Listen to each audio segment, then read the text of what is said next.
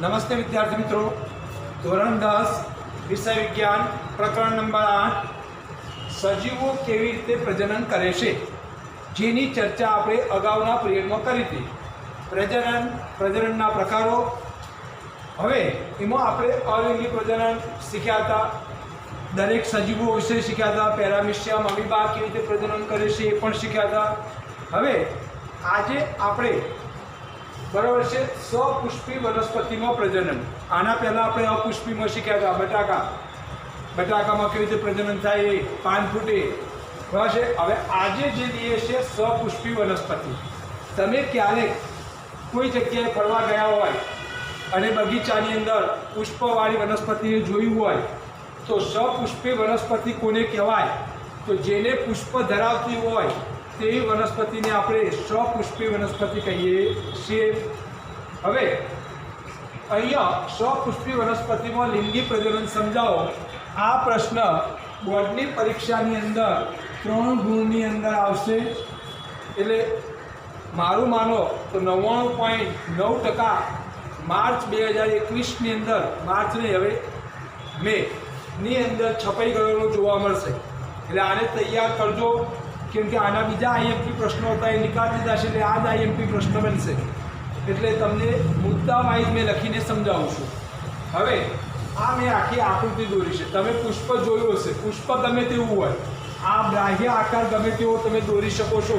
એવું જરૂરી નથી કે પુષ્પમાં ચોપડીમાં દોર્યું એવું જ દોરવું, કેમ કે પુષ્પ કરમાયેલું હોય, કોઈ પક્ષી ઉપર બેઠું હોય કે પતંગી બેઠું હોય તો એની પાંદડીઓ કરમાઈ પણ ગઈ હોય.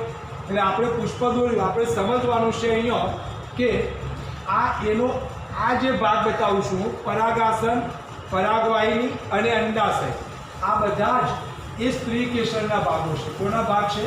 સ્ત્રી કેસરના. જ્યારે પરાગાશય અને પરાગતંતુ એ પુંકેસરના ભાગ છે. હવે દલપત્ર અને ભદ્રપત્રનું કાર્ય શું છે આપણે નેક્સ્ટ આગળ સમજાવશું. હવે આપણે કહીએ દલપત્ર રંગીન પાંદડીઓ છે જે પતંગિયાને એના તરફ આકર્ષે છે, પુષ્પની તરફ, બરાબર છે. હવે આવૃત બીજધારી વનસ્પતિઓના પ્રજનન અંગો મેં બધા જ પુષ્પની અંદર સમજાવેલા છે. એના પ્રજનન અંગો જેમ કે આપણે મનુષ્યમાં પ્રજનન અંગમાં કીધું હતું, મૂત્રવાહિની, મૂત્રાશય, મૂત્રપિંડ વગેરે, તો એની એવી જ રીતે વનસ્પતિની અંદર પણ પ્રજનન અંગો છે, અને જે મેં બધા જ અહીંયા આકૃતિમાં તમને દર્શાવેલા છે. હવે આવૃત બીજધારી વનસ્પતિના પ્રજનન અંગો પુષ્પની આકૃતિમાં મેં દર્શાવેલા છે. હવે પુષ્પના વિવિધ ભાગો, તો કયા ભાગ? તો જો પહેલો ભાગ મેં અહીંયા ભદ્રપત્ર બતાવ્યું છે. જે તમે પુષ્પ જોશો તો પુષ્પનો આ જે ભાગ છે એને ભદ્રપત્ર કહેવાય. આ ભાગનું મેં નામ લખ્યું નથી કે પાઠ્યપુસ્તકમાં આપ્યું નથી, પણ એ ભાગને આપણે પુષ્પદંડ કહીએ છીએ. પુષ્પદંડ કહીએ છીએ. આ જે ભદ્રપત્રની ઉપરનો ભાગ છે એ અહીંયા બિલકુલ વચ્ચેનો ભાગ, જેને આપણે અંડાશય કહીએ છીએ, અને આ જે પાંખડીઓ જેવો ભાગ છે એને આપણે ભદ્રપત્ર કહીએ છીએ. અને એની ઉપર જે રંગીન પુષ્પ છે જેને આપણે દલપત્ર કહીએ છીએ, જેને જોઈને પતંગિયા કે મધમાખી એની તરફ આકર્ષાય છે અને પુંકેસર અને સ્ત્રીકેસરની વચ્ચે પ્રજનન કરવામાં આપણને મદદરૂપ કરે છે એમને, પુષ્પને, બરાબર છે. હવે પુષ્પના વિવિધ ભાગો તો આકૃતિમાં દર્શાવેલા છે. એ જ ભાગ મેં લખ્યા છે: ભદ્રપત્ર, દલપત્ર, પુંકેસર અને સ્ત્રીકેસર. પુષ્પદંડ પણ એ પ્રજનનમાં ભાગ લેતા નથી. હવે જ્યારે પુષ્પમાં પુંકેસર અથવા સ્ત્રીકેસરમાંથી કોઈ એક જનન હાજર હોય અથવા આવેલું હોય તો તે પુષ્પને એકલિંગી કહેવામાં આવે છે. એકલિંગી પુષ્પ કોને કહેવાય? તો જે વનસ્પતિના પુષ્પની અંદર પુંકેસર અથવા સ્ત્રીકેસર બેમાંથી એક જ અંગ આવેલું હોય તો એને આપણે એકલિંગી પુષ્પ કહેવામાં આવે છે. ઉદાહરણ તરીકે પપૈયું અને તરબૂચ, એમાં કોતો પુંકેસર હોય, કોતો સ્ત્રીકેસર હોય. તો હવે તમારા મગજમાં એવો પ્રશ્ન થાય, સાહેબ એમની વચ્ચે પ્રજનન કેવી રીતે થાય? એમાં નર છોડ અને માદા છોડ એનો બધો પ્રજનન કેવી રીતે થાય? તો તે પતંગિયું કે મધમાખી પુંકેસર ઉપર જઈને બેસે, ત્યાંથી ઉડીને સ્ત્રીકેસર ઉપર જઈને બેસે, એટલે એના પગના તળિયે પરાગરજ ચોંટી જાય છે, જે હું તમને આગળ સમજાવું છું. હવે જ્યારે પુષ્પમાં પુંકેસર અને સ્ત્રીકેસર બંને હોય તો એને ઉભયલિંગી કે દ્વિલિંગી પુષ્પ તરીકે ઓળખવામાં આવે છે. દાખલા તરીકે જાસૂદ, જે મેં અહીંયા દોર્યું છે એ, અને રાઈ. રાઈ કદાચ તમે જોઈ હોય તો ગામડે ખેતરની અંદર જે આપણે રાયડો કહીએ છીએ એ જ રાયડો, એ જ રાઈ. બરાબર, રાયડો, રાઈના દાણા નાના હોય, રાયડાના દાણા થોડા મોટા હોય, પીળા રંગના ઉપર પુષ્પ આવેલા હોય. હવે પુંકેસર એ નર પ્રજનન અંગ છે. પુંકેસર જે છે આ ભાગ છે નર પ્રજનન છે, અને આ જે ભાગ દર્શાવ્યો છે માદા પ્રજનન અંગો છે. હવે પુંકેસર એ નર પ્રજનન અંગ છે જેના દ્વારા પરાગરજનું નિર્માણ થાય છે. બરાબર, પરાગરજનું નિર્માણ ક્યાં થાય? પુંકેસર ઉપર, અહીંયા. બરાબર છે. તો જે સામાન્ય રીતે પીળા રંગની હોય છે અથવા પીળા પાવડર સ્વરૂપે આપણને જોવા મળે છે, જેમ કે રાઈ. રાઈ કદાચ તમે ખેતરની અંદર ગયા હોય તો ગામડામાં રોડ ઉપર ક્યારેક ગાડી લઈને નીકળો તો જોજો. બસ, સ્ત્રીકેસર એ પુષ્પના કેન્દ્રસ્થ ભાગમાં આવેલું હોય છે. સ્ત્રીકેસર કયો હોય? પુષ્પના કેન્દ્રસ્થ ભાગ, એટલે કેન્દ્રના ભાગે. તો એ આ રહ્યું, આ રહ્યું એ આપણું સ્ત્રીકેસર છે, અને આ એનું પરાગાસન છે. મધમાખી કે પતંગીઓ અહીંયા બેસે છે, અહીંથી ઉડીને અહીંયા બેસે, અથવા બીજા પુષ્પ ઉપર જઈને બેસે, અથવા બીજા છોડ ઉપરના પુષ્પ ઉપર જઈને બેસે. તો અહીંયા બેસે ત્યારે એના પગના તળિયે કે અથવા એની બોડી ઉપર જે ચોટેલી પરાગરજ છે, આની અંદરથી નીકળેલી પરાગરજ, બરાબર છે, એ આ સ્ત્રીકેસરની અંદર પડે છે. અને અહીંયા આ ચીકણું છે એટલે અહીં ચોંટી જશે, અને એ આ સ્ત્રી વાહિની દ્વારા અહીંયા અંડાશય સુધી પહોંચે છે, અને ત્યાં એનો વિકાસ થાય છે, ફળનો વિકાસ થાય છે. હવે આપણે કીધું સ્ત્રીકેસર એ પુષ્પના કેન્દ્રસ્થ ભાગમાં આવેલું છે, જે મેં તમને બતાવ્યું. હવે અને તે પુષ્પનું માદા જનનમ છે, અને તે 3 ભાગોથી બનેલું છે. પરાગાસન, આ પરાગાસન, આ પરાગવાહિની અને આ અંડાશય, એવા 3 ભાગથી બનેલું છે. બરાબર છે, 3 ભાગોનું બનેલું છે. હવે આધાર કે તલીય પ્રદેશ ફૂલેલો હોય, આ જે ભાગ છે ફૂલેલો ભાગ, જેને આપણે અંડાશય કહીએ છીએ. અંડાશય માટે આપણે બીજો શબ્દ વાપરીએ છીએ, બીજાશય.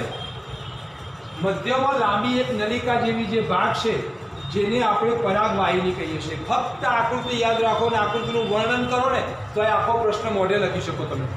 બરાબર છે.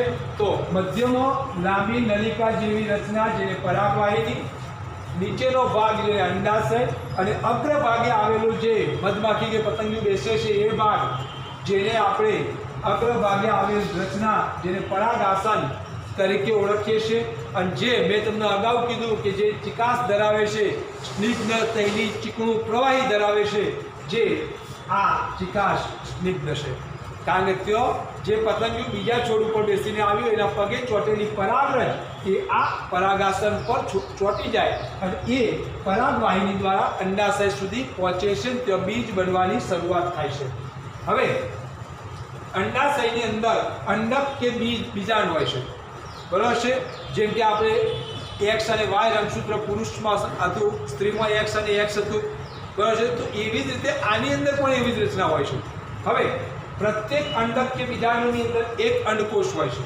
પરાગરજ દ્વારા ઉત્પન્ન થયેલા નરજન્યુ અથવા તો એની પુંકેસરજન્યુ, જે અંડાશયના અંડકોષ સાથે સંયુગ્મન પામે છે, એટલે કે મેળાપ થાય છે. બરાબર છે, ભેગા થાય છે, અને આ સંયુગ્મન કે ફલનથી યુગ્મનજ અહીંયા બનશે કે નવા ફલિતાંડનું નિર્માણ થાય છે. અને આ ફલિતાંડનું જે નિર્માણ થાય છે એ ફલિતાંડનું નિર્માણ થયા પછી એક નવો છોડ વિકાસ પામવાની પુષ્પમાંથી ક્ષમતા ધરાવે છે. હવે આ સંયુગ્મન કે ફલનથી યુગ્મનજ કે ફલિતાંડનું નિર્માણ થાય છે, અને જે નવા છોડમાં વિકાસ પામવાની ક્ષમતા ધરાવે છે. આમ પરાગરજને જો પુંકેસરમાંથી પરાગરજને, અહીંયા પરાગરજ આવેલી હોય પરાગાસન પર, એ પરાગરજને સ્ત્રીકેસરના પરાગાસન સુધી પહોંચાડવાનું જો કોઈ કામ કરતું હોય, સ્થાનાંતર એક જગ્યાએથી બીજી જગ્યાએ પહોંચાડવું, સ્થાનાંતરની જરૂરિયાત છે, અને એ સ્થાનાંતરનું તે પુષ્પના પરાગાસન પર થાય તો એને સ્વપરાગનયન કહેવાય. એટલે કે સમજી લો કે આ પુંકેસર છે એ અહીંથી પવનના કારણે ઉડીને અહીંયા પડે અને અહીંયા સ્ત્રીકેસરના અંડક સુધી પહોંચે, અંડાશય સુધી, તો એ સ્વપરાગનયન કહેવાય. જ્યારે પરંતુ એક પુષ્પની પરાગરજ બરોબર છે, એક બે 4 ફૂટ કે થોડી 10 ફૂટ અંતરે આવેલું હોય અને એ પુષ્પની જો પરાગરજ બીજા પુષ્પ ઉપર પહોંચે તો એ વાહકો દ્વારા પહોંચે છે. અને એવા વાહકોની આપણે વાત કરીએ તો કયા આવશે? હવા, પાણી કે પ્રાણી. હવે પ્રાણીની અંદર મેં તમને અગાઉ વર્ણન કર્યું કે પતંગિયું હોય, કો તો મધમાખી હોય, ભમરો હોય, આ બધા જે એનો પુષ્પના પ્રજનનની અંદર ભાગ ભજવતા હોય છે. બરાબર છે. હવે આજનો આપણો પ્રશ્ન થયો કે સપુષ્પી વનસ્પતિમાં લિંગી પ્રજનન સમજાવો, જે બોર્ડની પરીક્ષાની અંદર 3 ગુણની અંદર 3 વાર પૂછાઈ ચૂકેલો છે. બરાબર છે. તમારે આ પ્રશ્નને HW એટલે કે હોમવર્ક આકૃતિ દોરીને એના દરેક ભાગને કાર્ય કેવી રીતે કરે છે, કયો ભાગનું સ્થાન કયો છે, એનું કાર્ય શું છે, એ તમારે લખવાનું છે. એટલે કે આખો પ્રશ્ન લખશો તો આમાંથી નાના નાના ઢગલાબંધ પ્રશ્નો તમને મળશે. બરાબર છે. અને છતાંય કોઈ સમજણ ના પડે તો તમને આપેલા મારા મોબાઈલ નંબર ઉપર તમે ફોન કરીને મને પૂછી શકો છો. બરાબર છે. અને એની અધર માહિતી અથવા તો જ્યાં સમજણ ના પડી હોય તે તમે તમારી ડિફિકલ્ટી સોલ્વ કરી શકો છો. બરાબર છે. જય હિન્દ. અસ્તુ.